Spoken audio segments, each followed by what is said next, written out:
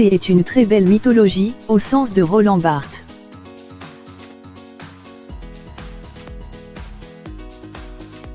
Les vidéos de Bilal sont extrêmement frivoles.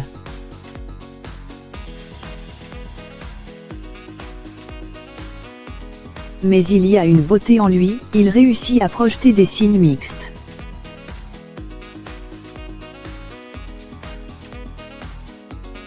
Il maîtrise parfaitement les codes de sa génération.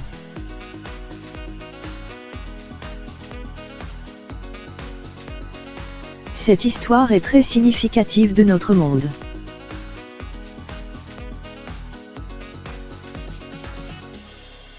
Éric Marty.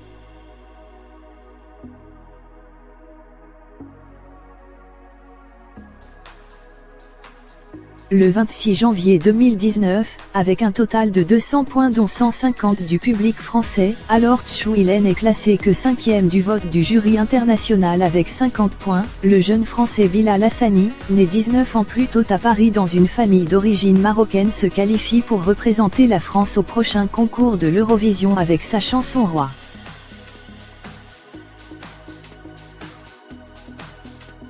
Hassani a posté sa première vidéo sur YouTube en novembre 2015.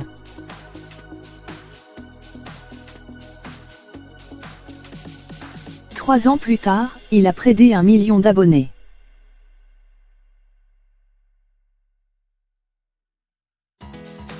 Le clip de Roi a dépassé les 7 millions de vues en 3 semaines, c'est une star, mais une star d'aujourd'hui, c'est-à-dire une star inconnue.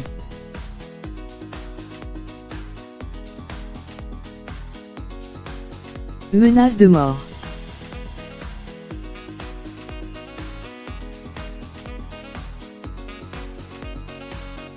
Sa victoire lui donne une visibilité inédite.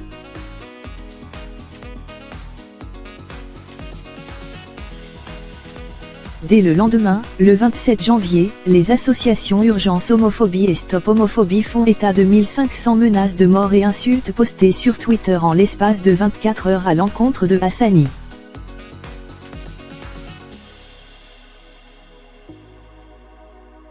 La plupart sont agrémentées de réflexions racistes ou émanent de musulmans outrés par l'allure d'un jeune homme au nom arabe affublé d'une perruque blonde et affichant des poses ouvertement lascives sur certaines vidéos.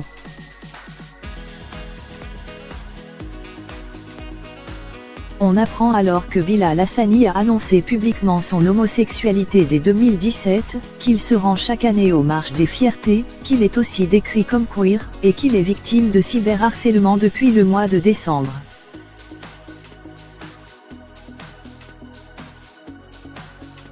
Pour corser le tout, l'Eurovision doit avoir lieu en mai prochain à Tel Aviv.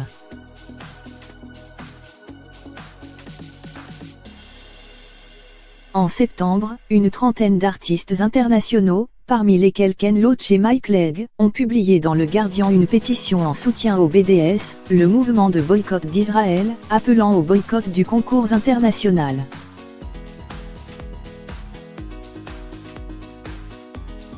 On dit qu'Israël pratique le pinkwashing, en d'autres termes Tchouil utilise la culture gay pour mieux dissimuler l'oppression des Palestiniens.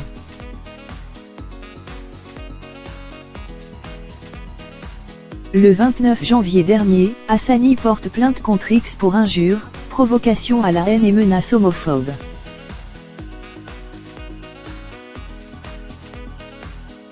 Trois jours plus tard, la chaîne israélienne francophone I24 révèle des anciens tweets publiés par le chanteur en 2014, accusant Israël de crimes contre l'humanité et prenant la défense de Dieudonné.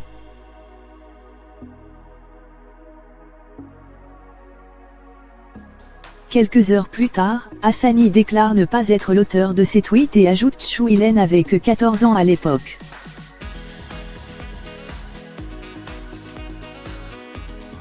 Dans la foulée surgit une vidéo datant cette fois de 2018.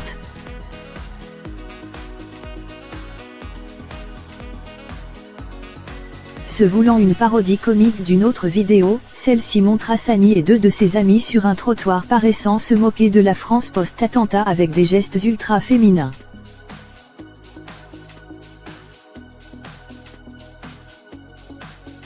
Presque aussitôt, le sénateur des Alpes-Maritimes, Henri Leroy, demande que Bilal Hassani soit écarté des urgences du concours.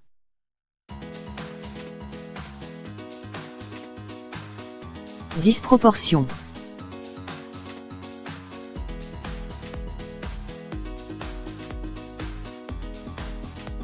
Lâchez-moi, a répondu Hassani dans un communiqué officiel, laissez-moi tranquille, laissez-moi vivre s'il vous plaît.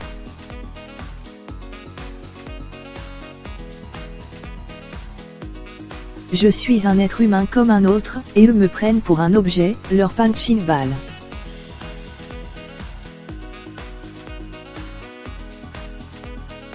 On en est là.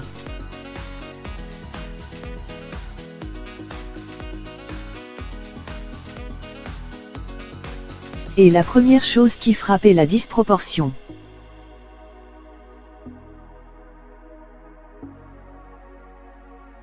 Autrefois, on parlait de culture, les œuvres provoquant le scandale s'appelaient Lolita ou Pornois, Ulysse ou même Dipsroth et Emmanuel.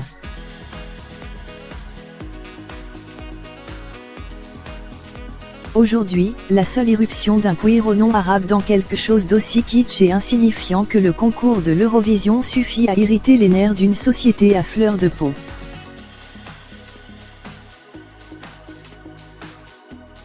Comment est-ce possible ?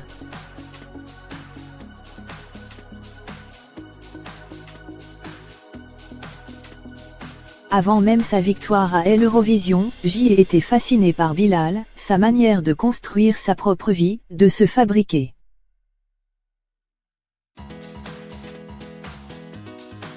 Bilal est au cœur de plusieurs haines.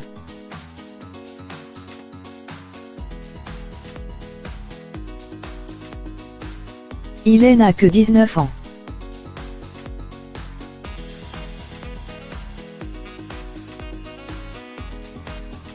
Il n'a pas conscience de tout ce qui se joue autour de lui.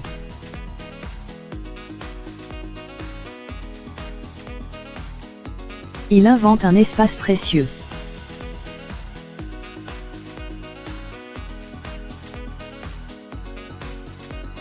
Peut-être même que ça peut sauver des gens.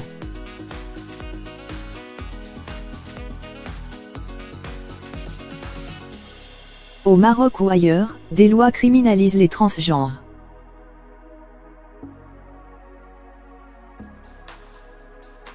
Mais le désir de liberté est plus fort que tout.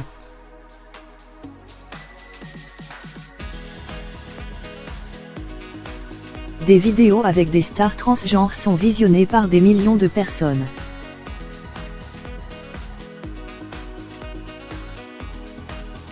Des stars renommées s'affichent avec ces stars transgenres.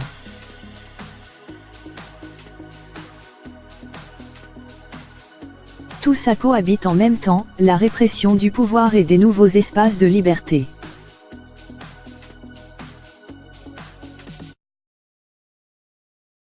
De la Taya.